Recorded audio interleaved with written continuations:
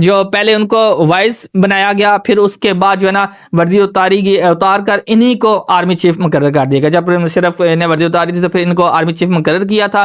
फिर peoples party ने general Kiani को 3 साल की एक्सटेंशन दी थी। जब इनको एक्सटेंशन दी गई, फिर देख लें उनका क्या हाल हुआ। फिर नवाज शरीफ और जनरल राहिल शरीफ के हवाले से बात करते हैं कि नवाज शरीफ ने दोबारा सीनियरिटी को छोड़कर जनरल राहिल शरीफ को आर्मी चीफ अपॉइंट किया था, उनको मुकर्रर किया था। राहिल शरीफ ने खुद को फील्ड मार्शल बनाने का मुतालबा किया था, तो इस पर इख्तलाफात शदीद हो गए। फिर क्या हुआ इसके बारे में भी आपको अच्छी तरह पता है। फिर जनरल कमर जावेद बाजवा साहब जो हैं इनको प्रमोट किया गया, इनकी एक्सटेंशन भी दी गई। नून लीग ने, पीपल पार्टी ने और इन्होंने मिलकर एक्सटेंशन दी थी जनरल कमर जावेद बाजवा साहब को।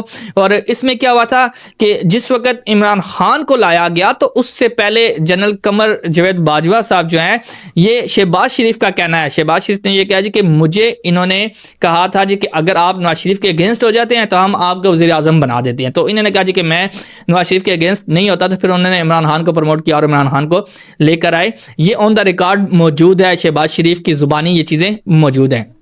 राहिल शरीफ की बात करते हैं जी। जब राहिल शरीफ के बाद नवाज शरीफ ने फिर सीनियरिटी छोड़कर बाजवा को आर्मी चीफ बनाया था। फिर बाद में नवाज शरीफ, इमरान खान ने, बाजवा और इमरान खान और जरदारी साहब ने, इन्होंने मिल के एक्सटेंशन दी थी। एक्सटेंशन जब दी तो फिर उसके बाद के हालात क्या है